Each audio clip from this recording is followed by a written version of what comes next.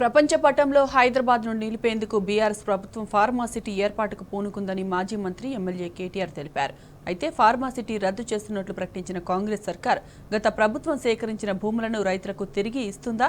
ఇస్తే ఎప్పటిలోగా ఇస్తారో చెప్పాలని ప్రశ్నించారు. అటు మూసీ నది బ్యూటిఫికేషన్కు 1,50,000 కోట్లు ఎందుకని అడిగారు. నగరంలో ఎస్ఎన్డిపి పనులు ఎందుకు ఆగిపోయాయని ప్రశ్నించారు. 5,000 కోట్లు ఖర్చయ్యే ఎలివేటెడ్ కారిడార్లకు ప్రభుత్వం ఎంత కేటాయించిందో తెలియజేయాలని బీఆర్ఎస్ వర్కింగ్ ప్రెసిడెంట్ కేటీఆర్ అసెంబ్లీలో ప్రభుత్వాన్ని ప్రశ్నించారు.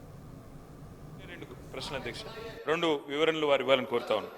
ఒకటి అధ్యక్ష, గతంలో బీఆర్ఎస్ ప్రభుత్వం ఉన్నప్పుడు పెద్దలు కేసీఆర్ గారి నాయకత్వంలో ప్రపంచంలోనే అతిపెద్దదైన ఫార్మా క్లస్టర్ మన దగ్గర ఉండాలి అన్న ఉద్దేశంతో హైదరాబాద్ ఫార్మా సిటీ అనేది మేము ప్లాన్ చేసి 12,000 పైచిలకు ఎకరాలు మరి ముచ్చర్లలో అదేవిధంగా చుట్టుపక్కల ఉన్న గ్రామాల్లో సేకరించడం జరిగింది అధ్యక్ష.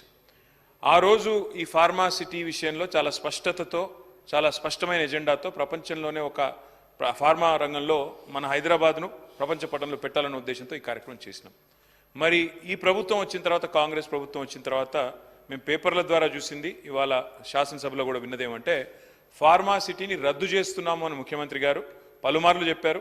ఈరోజు కూడా దాదాపుగా అదే అర్థం స్ఫురించే విధంగా రకరకాలుగా చెప్పారు.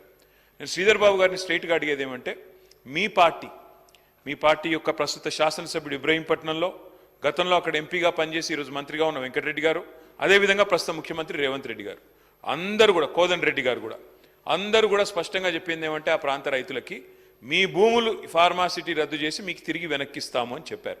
ఆ భూములు వెనక్కి ఇస్తున్నారా లేదా అనే మాట స్పష్టంగా శ్రీధర్ బాబు గారు చెప్పాలనేది మొదటి ప్రశ్న సార్. ఒకవేళ నిర్ణయం తీసుకున్నట్టయితే ఎప్పటి లోపల ఇస్తారు, ఇది కూడా చెప్పాలని కోరుతా ఉన్నాం. రెండవది అధ్యక్ష, మూసీ రిజువనేషన్ సంబంధించి ఈ మధ్యన ప్రభుత్వం చాలా హడావుడి చేస్తోంది, చాలా పెద్ద పెద్ద కేటాయింపులు చేసినామని చెప్పి గొప్పగా చెప్తా ఉన్నారు. అధ్యక్ష, మూసీలో అతి ముఖ్యమైన కంపోనెంట్ అధ్యక్ష సివరేజ్ ట్రీట్మెంట్. హైదరాబాద్ మహానగరంలో 2,000 MLD సివరేజ్ ఉత్పత్తి అవుతుంది. అందులో ఆల్రెడీ మేము మొత్తం కూడా పూర్తి చేసాం. మీరు చేసేది ఏం లేదు కొత్తగా సివరేజ్ ట్రీట్మెంట్. 100% సివరేజ్ ట్రీట్మెంట్ 3,866 కోట్ల రూపాయలతో మేము చేశాము. మొన్ననే ముఖ్యమంత్రి గారు కూడా పోయి ఉప్పల్లో నల్ల చెరువులో ఒక ఎస్టీపీ కూడా ఇనాగ్రేట్ చేశారు. ఇంకా కొన్ని కూడా మేము కూడా విజిట్ చేస్తాం. 100% ఎస్టీపీ పూర్తయిన తర్వాత మూసీలో 16,000 కోట్ల రూపాయలతో ఆనాడు మా ప్రభుత్వం ఉన్నప్పుడు మొత్తం డిజైన్స్ కూడా తయారు చేసి ఫైనల్ చేసి ఆఖరికి గ్లోబల్ డిజైన్ కాంపిటీషన్ కూడా ఇన్వైట్ చేసినాం సార్. చేసిన తర్వాత ఇవాళ మాకు ఆశ్చర్యం ఎక్కడ కలుగుతా ఉందంటే, ఒక రోజేమో 50,000 కోట్లతో మూసీ ప్రక్షాళన, మూసీ బ్యూటిఫికేషన్ అని ఒకరోజు ప్రకటన వస్తుంది. తర్వాత పర్యాటక శాఖ మంత్రి గారేమో 70,000 కోట్లతో అని చెప్పి వారు ప్రకటన ఇచ్చారు.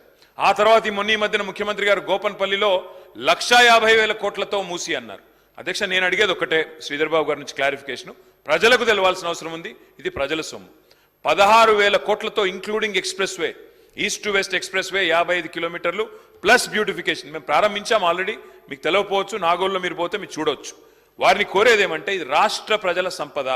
16,000 ఎందుకు 50 అయింది, ఎందుకు 50 70 అయింది, ఎందుకు 70 1,50,000 అయింది, ప్రజలకు స్పష్టత ఇవ్వాలని చెప్పి శ్రీధర్ బాబు గారిని కోరుతా ఉన్నా.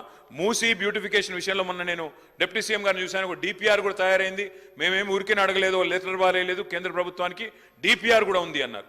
డిపిఆర్ దయచేసి ఉంటే సభ ముందు టేబుల్ చేయండి, ప్రజలందరూ సభ్యులందరూ కూడా చదువుకుంటారు, ఎందుకంత మొత్తంలో ఖర్చు పెరిగిందో అర్థమవుతుంది. మూడవది అధ్యక్ష, పదే ఎస్ఆర్డిపి ఎస్ఎన్డిపి విషయంలో కూడా ఏదో పేరు మార్చి మళ్ళీ ఏదో కొత్త పేరు చెప్తున్నారు.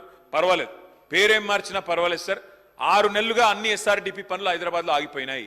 అన్ని ఫ్లైఓవర్లు మేము దిగిపోయినాడు ఎట్లున్నాయి, ఇప్పుడు కూడా ఒక అడుగు కూడా ముందుకు పడకుండా అట్లే ఉన్నాయి. నేను ఫోన్ చేసి అడిగినా, ఎందుకు ముందుకు పోవట్లేదు అని అడిగితే, బిల్లులు ఇవ్వడం లేదు, ఎస్ఆర్డిపి బిల్లులు ఇవ్వడం లేదు, ఎస్ఎన్డిపి బిల్లులు ఇవ్వడం లేదు, దయచేసి ఇవ్వాలని చెప్పి ఫైనాన్స్ మినిస్టర్ గారిని, మున్సిపల్ డిపార్ట్మెంట్ని నేను కోరుతా ఉన్నా. లాస్ట్ ప్రశ్న అధ్యక్ష, వారు చెప్పారు ఇప్పుడే ఎలివేటెడ్ కారిడార్లు అని చెప్పేసి హడావుడి చేసి ఎలక్షన్ల ముందు పోయి శంకుస్థాపన చేసినారు. ఇంతవరకు టెండర్ కూడా కాలేదు, ఇప్పుడే వారే ఒప్పుకున్నారు.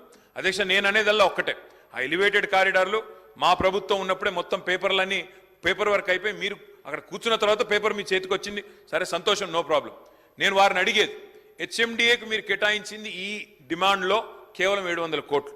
700 కోట్ల రూపాయలతో దాదాపు 5,000 కోట్ల ఖర్చు అయ్యే ప్రాజెక్టు మీరు ఎట్లా చేస్తారు?